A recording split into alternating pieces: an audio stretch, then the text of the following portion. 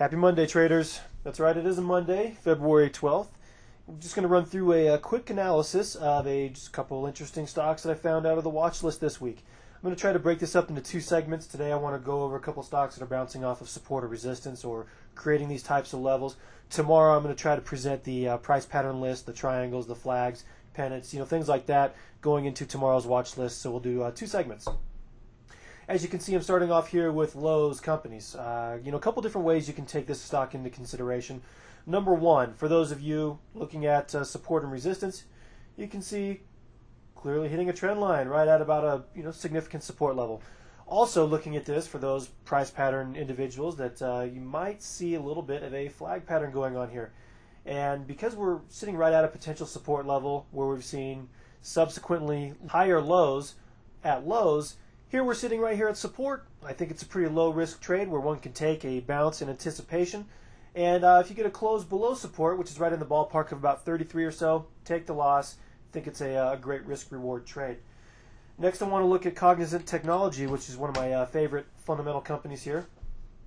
And what you see going on with CTSH is of course great upward trend, but it's holding its gap here pretty well. Recent earnings announcement caused the stock to gap a little bit higher. Now that we're at the $90 price range, it might be a little bit early. But if we retrace a little bit back down to 90 and get a little bit of a bounce here, I think this offers a great trade with a continuation of an existing trend. Higher highs, higher lows. I think this could wind up being a pretty good trade. So make sure that that gap holds with Cognizant. I also want to look at FFIV, F5 Networks. All right, so as we're looking here at FFIV, if I draw a support line here, kind of a congestion area for this particular stock from back in November, December, looks like it's acting now as a resistance level for this stock, and it's turning down from this today. Now, I think at least a soft target should be about 70, unless the stock wants to try to make lower lows along with these lower highs. So keep an eye on F5 Networks. I think this is another low-risk trade. If it wants to break back above 75, it's a definitive exit signal.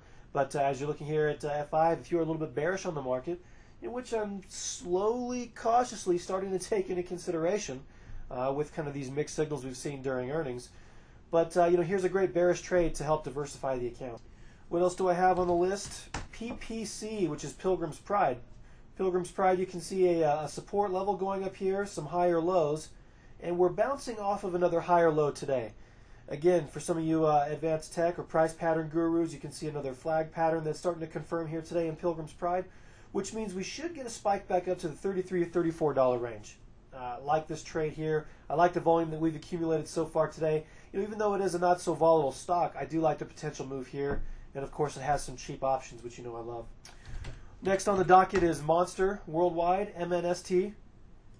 And Monster sustained a good support level here for quite a long time. And we're getting pretty close to that level. Now we may be ahead of this one by a couple days because you can see it's still retracing today. But I would be willing to give it up to about $50 per share, which is about another $1.25. And if we hold this level, if we bounce from here, I think that's another entry point to hopefully take out a higher high on Monster. Great trend, great numbers. I like the trend. What else do we have? Adobe. I'm looking at Adobe Systems, ADBE, and we're sitting here at a pretty strong support level. Now with the lower highs that we've been seeing going on here recently, drawn by a descending resistance line. Yeah, it does kind of look like a descending triangle, albeit I'm not giving it any credit because they don't belong at the top of upward trends. But what I am looking at is maybe a longer term double top. In any event, we've got a strong support here at 38, and if it falls out, this stock could move about, I'd say about $5 or so to the downside, which means we fill this prior gap at about 36 and probably trend somewhere in the neighborhood of about the opening of this gap, right about 33 or so. I think that's a soft target. It could reverse quite a bit more, but I like that as a minimum. Next on the list, CX. Recently, higher lows. We're sitting right at that higher low. We've also been making some higher highs. A little bit of a channel formation going on here with CEMEX. I like the trade here as long as we stop going down. If the stock does want to stop going down, I'd like to take a trade just above 35 or so here, looking for a bounce back up to a new high at about 37.38.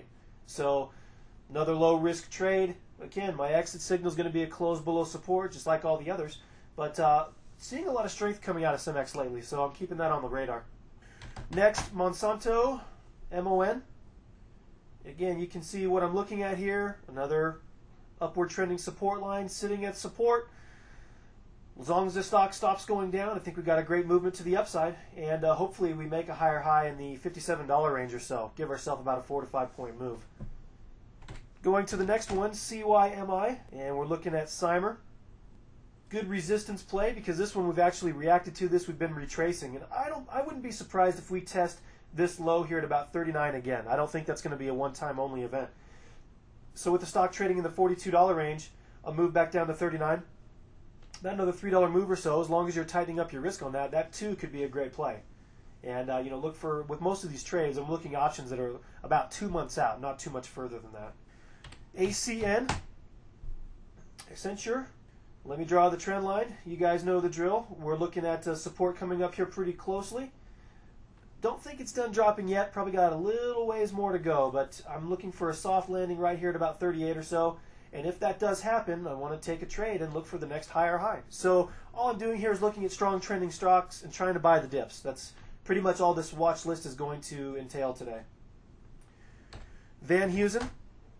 One thing that concerns me, though, is that this upward trend that we've seen displayed is starting to soften a little bit.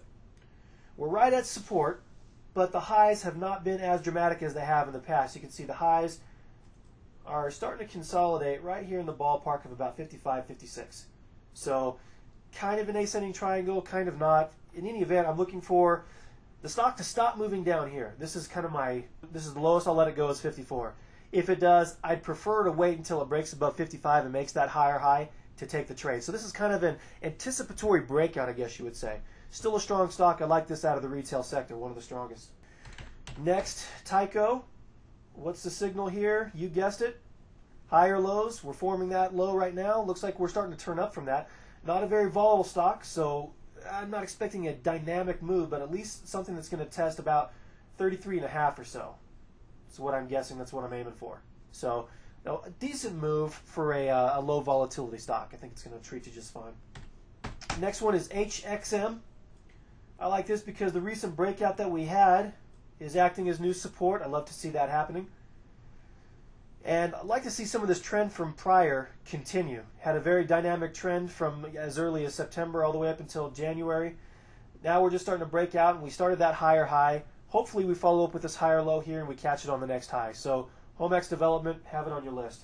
What about U.S. Steel, which was a favorite from last week? If we're looking at U.S. Steel, we had a recent pullback here last week. Sold off a couple of bucks or so, but we're using that as support and we're turning higher. So I think this might be a good dip to buy in a strong trending stock. You can see we're already up about $2 today. If you did not exit from your position from a couple weeks ago, this would be a great adding point, especially with this recent strength here and that great volume. Last on the list is ESI, ITT Educational, exact same thing, but right now today we're actually breaking into a new high on the short term. So another great adding point if you're in this trade. If not, this is a little 52-week high, something you want to have on your radar. All right, so I want to try to keep this short and sweet. 10 minutes is my goal time for these videos, so I'm keeping it short and sweet. There's the list on this week's radar. I'm also going to follow up in a written post with that. Tomorrow, keep an eye out for the pattern list. Will be coming in the exact same format. I hope this week treats you pretty well, and if you guys have any questions, refer them to the blog. We'll see you guys throughout the week. Take care.